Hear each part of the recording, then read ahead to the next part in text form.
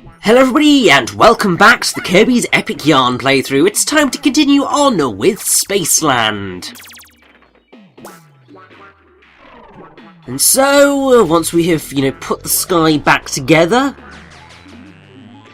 it is time for the third level, which is Mysterious UFO. So you can probably tell what we're going to be dealing with throughout this level.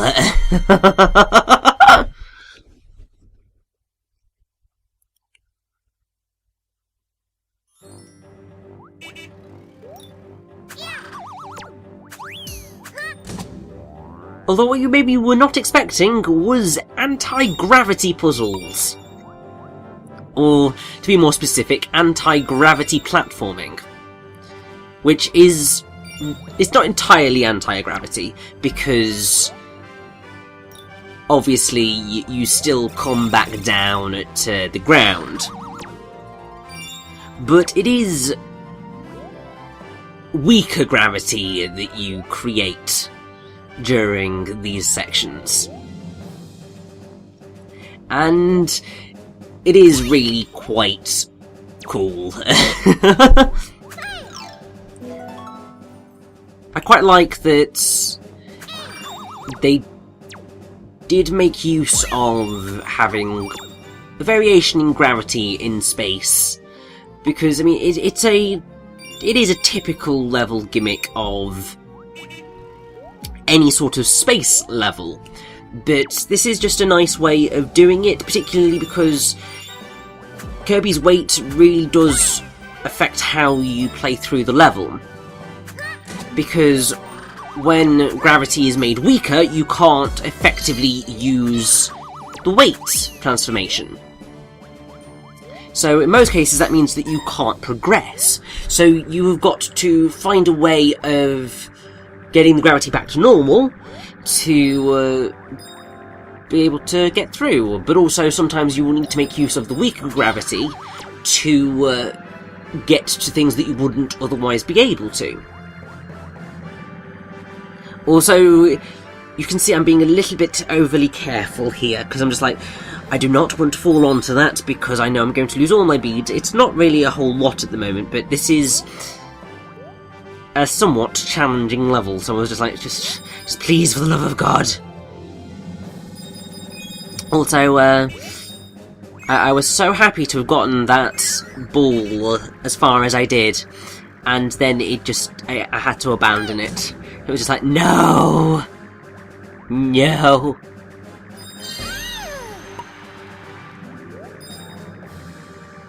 Also, I'm listening to this piece of music, and I don't know what it is. It's the music that plays throughout quite a few, well, at least this and Future City. It sounds very similar to some other Kirby tracks. And I don't know whether it's the Halberds theme? Or some, like, I swear I've heard a piece of music like this before. And it's frustrating me right now.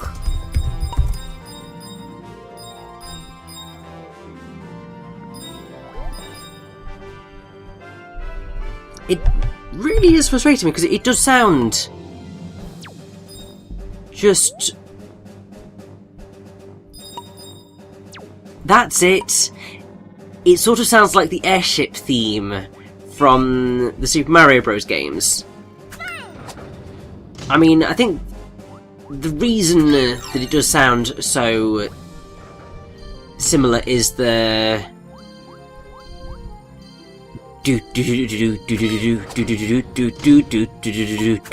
that bit, because that's very much in line with the airships. But then, funnily enough, there is also an element of the Star Fox style of music with that little bit that of music that we just had there.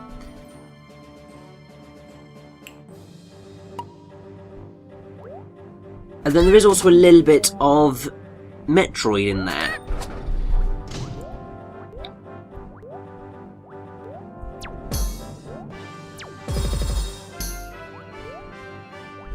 So, I really do like this piece of music. It's making me very happy right now, but for a moment I was just like, I recognise this song, where is it from?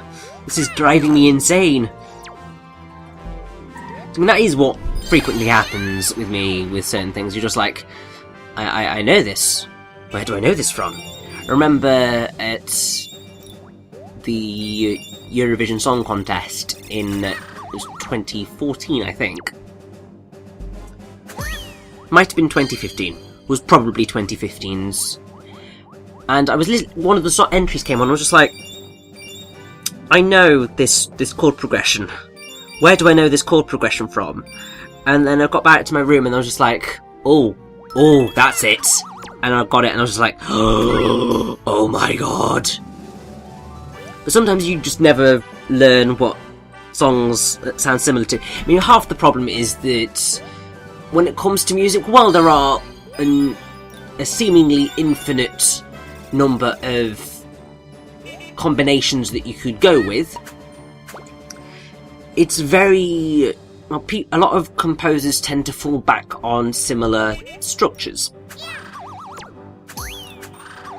Also, that is a horrendous jump to make.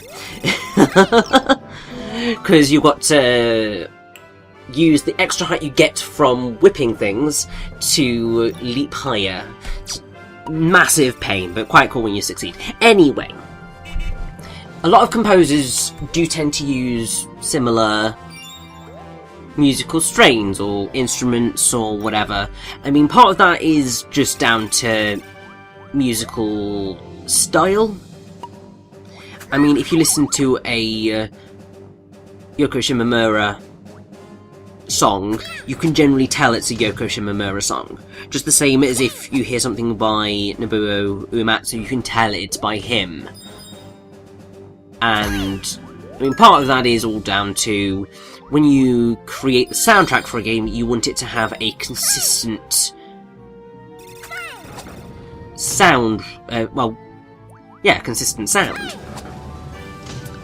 So, you create songs that all fit together, and it also works across series, because you want to make sure that everything, like, it sounds like a Kirby song or whatever.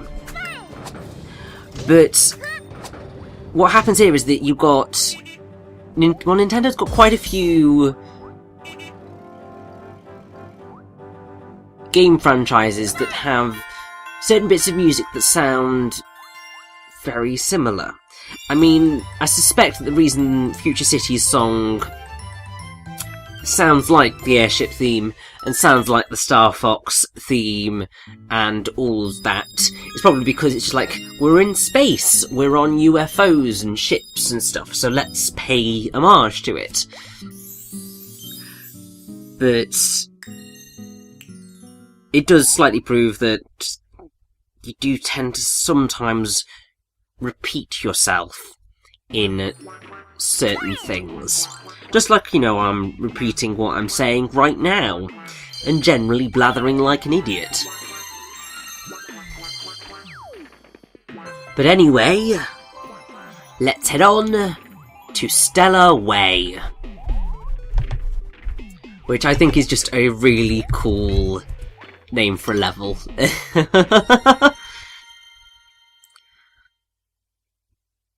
And obviously, because well, I do like a little bit of linguistics every now and again, or a little bit of language stuff.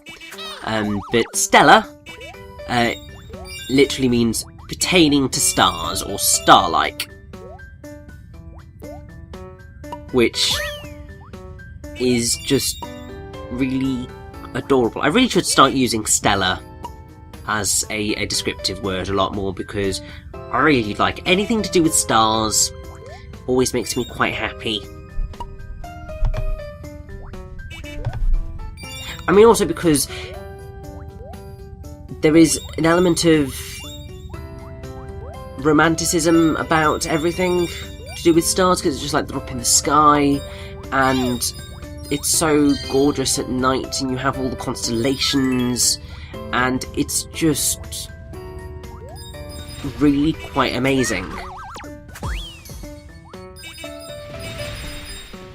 Unfortunately, the wonderful Star Road that we have here is under attack by meteorites, or meteors. Probably more accurate calling it a meteor.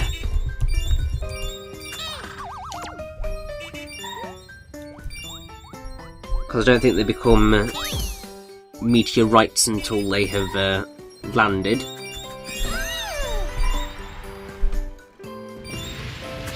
Oh yes, that's it. A meteorite is a portion of a meteor. Well, a meteoroid, but we just call it meteor because it's weird calling anything oid other than asteroid.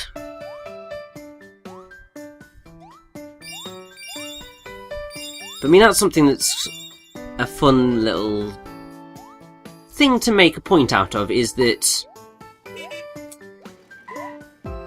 some people could get probably slightly confused as to what's the difference between a comet and a meteor.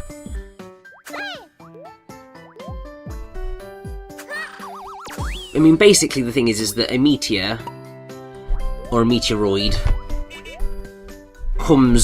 generally comes from larger... Well, they are fragments of comets or asteroids. I mean, comets are like icy, small bodies that is basically just ice and gas. But also they have a gravitationally unbound atmosphere, which makes them very different from asteroids. And also, comets don't generally fly towards us, whereas meteors generally do.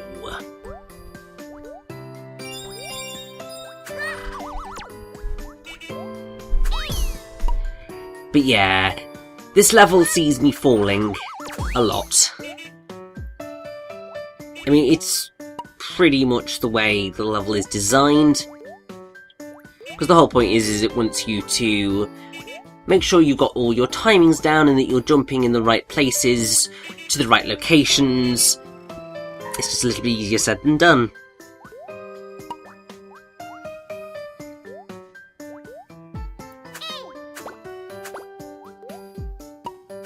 Also, I am so insanely embarrassed by some of the stuff that goes on in this level. Because there's a lot going on, and there's a lot that's hidden just off the screen. And it's just like... oh. I mean, there's a... well... you can easily do things like that, which was mortifying. It was just like... really? Me? You just thought, yes, let's charge off the edge, right back down to where we were before.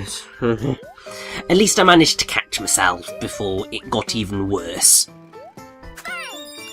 Because that could have been particularly nasty and time-consuming. But I mean, what's going to be more time-consuming is trying to make sure that I have enough beads to get to the gold rank, because yeah, not doing so hot at the present moment in time.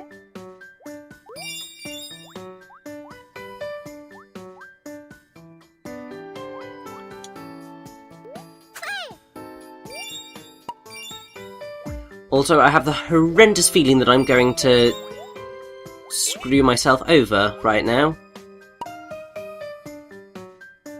Indeed I am! Ah!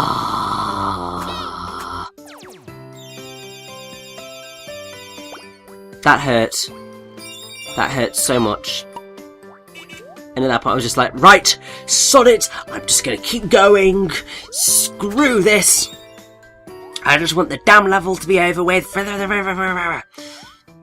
obviously I can get very angry with my video games and slightly ratty. It's not always the most common of things for me to do, because, I mean, you know me, I like to be happy and smiley, and I like to find good things in my games, and I enjoy them, and I make the most out of everything wherever I can. But when things like that happen, it's just like, oh, it's heartbreaking. Because it's like I put so much work into getting those beads, and then just, I lost them. I mean, I could have done the smart thing and restarted the level, but that's just boring. And also, you know, the level's a little bit long. And I really couldn't be bothered to redo it. So, +1 for laziness. Haha! And bloody meteors. Thankfully we're going to be able to get our own back on these meteors in a second, because getting that turns all of them into beads. So you can pretty much just camp out here and collect a whole bunch of beads. And that's what we're going to be doing right now, because this is the only way in hell I'm going to be getting a gold rank. Unfortunately, it does run out after a while, so don't stick around too long. That said, I'm pretty sure that somebody right now is going to be yelling, "Turn back! You're missing something, you idiot!" And yes, you would be right. So, here we go, turning back to make sure that I collect the thing that I haven't collected yet. And, just about wetting myself as I make the journey back, because it's just like, I don't want to die, I don't want to lose all that hard work. Because essentially, you need to get to that ladder up there. It's a bit mean, because obviously the level doesn't really take you high enough to be able to see that.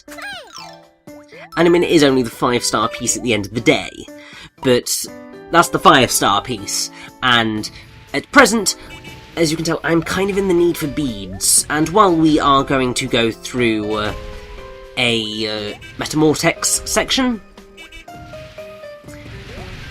I just want to make absolutely 100% certain that everything goes just smoothly. And oh, I love this so much, because we have the absolutely stunning piece of music that is Outer Rings.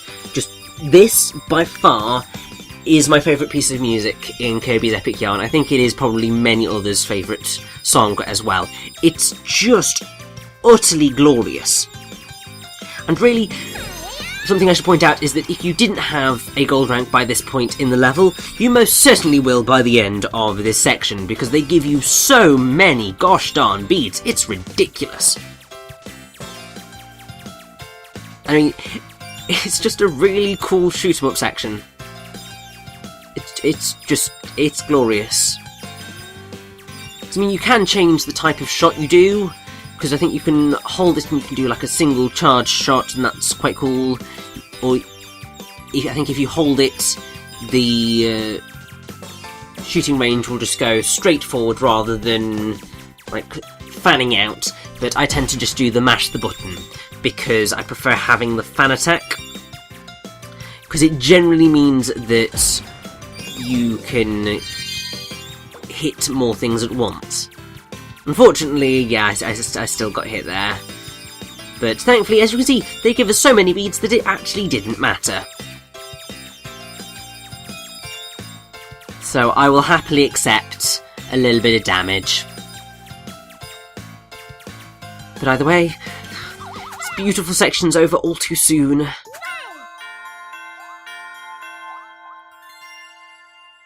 And I don't even care that's a 2-star, because we just made bank!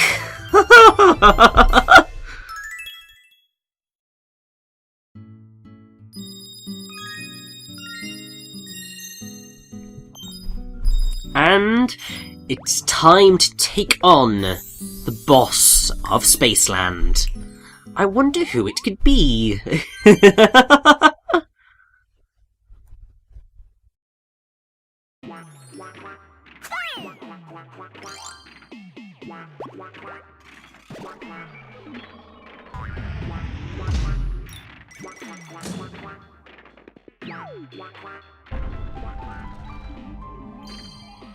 So yes, in Snowland we had to take down King Dedede. Now we're taking down Meta Knight, and trust me, he's going to be a bloody nightmare.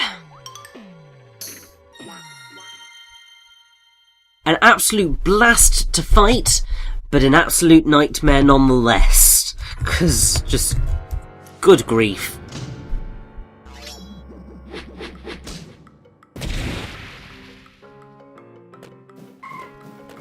Because obviously he's got this sword, and he's going to swing it at us, and then eventually he's going to launch like a ranged attack. That ranged attack is what you need to grab and fire back at him to make any progress. This is easy enough for the first section, although it's very easy to miss Meta Knight because he does fly around a lot, and also you can do very stupid things like that, where you just fire in completely the wrong direction.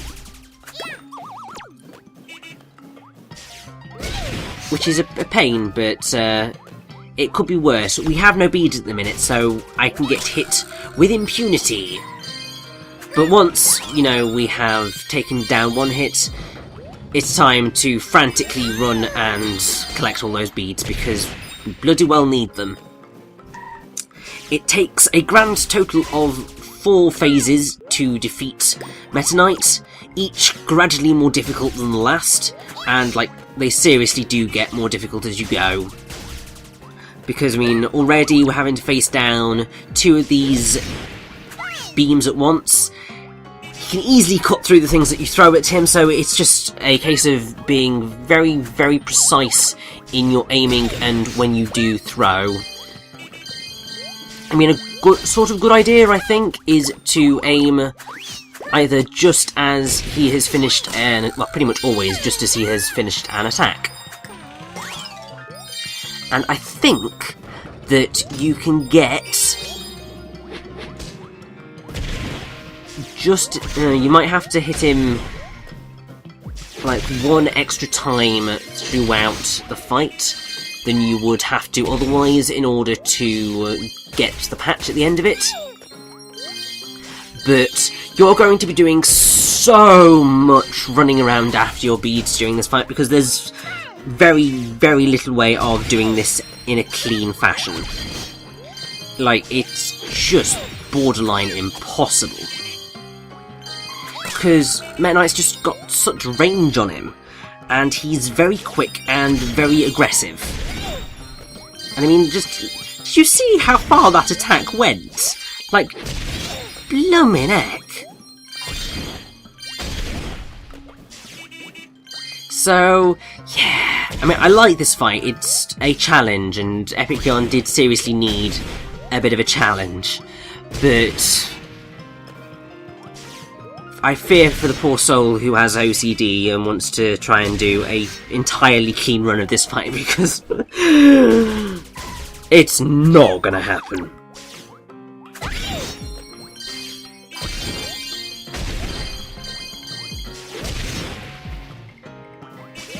Also, Meta Knight! Stop it! You're gonna make me lose all my beads, you sod!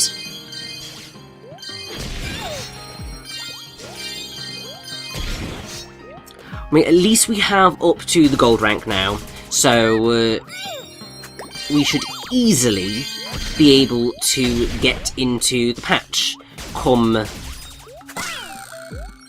the next phase, actually.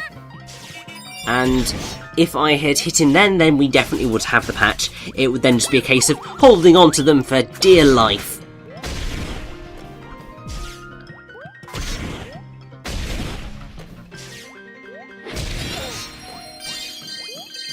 It's really tense, isn't it?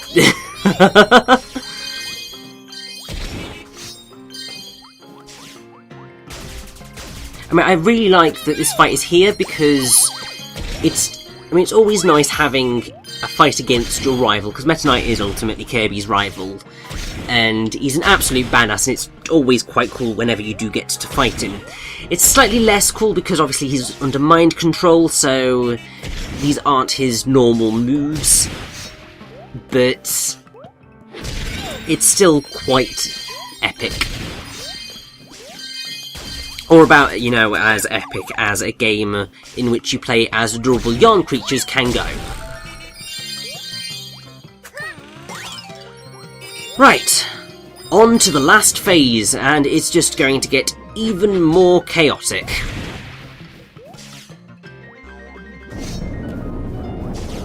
Because we get tornadoes now, and super big blasts, and just... oh my good god.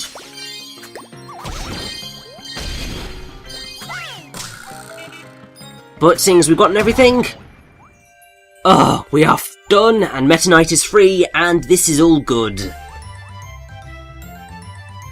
We should pretty much, well, we've pretty much stitched Patchland back together now. Success!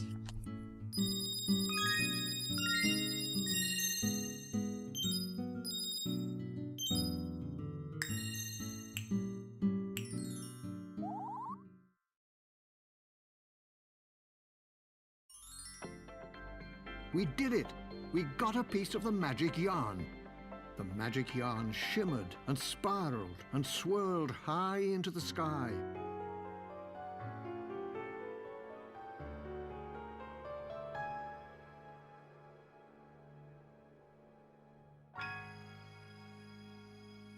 And Patchland was stitched back together, thanks to Kirby and Prince Fluff. Thanks, Kirby. I couldn't have done it without your help. Kirby and Prince Fluff jumped for joy, but their celebration was cut short when Meta Knight awoke. Kirby, forgive me. I blame the yarn. Meta Knight explained to Kirby that Yin Yarn was taking over Dreamland. This upset Kirby immensely. He had no idea how to get back to Dreamland. I've got it, Fluff declared. Prince Fluff pulled out a sock, just like the one Yin Yarn had stolen from Patch Castle. Socks always come in pairs, and now that Patchland was stitched back together, the other sock's magic had been restored. Be careful, Kirby. Yin Yarn is one mean piece of string. He'll be fine. After all, I'm going with him, Fluff said. And they all set out for Dreamland to button up Yin Yarn's story once and for all.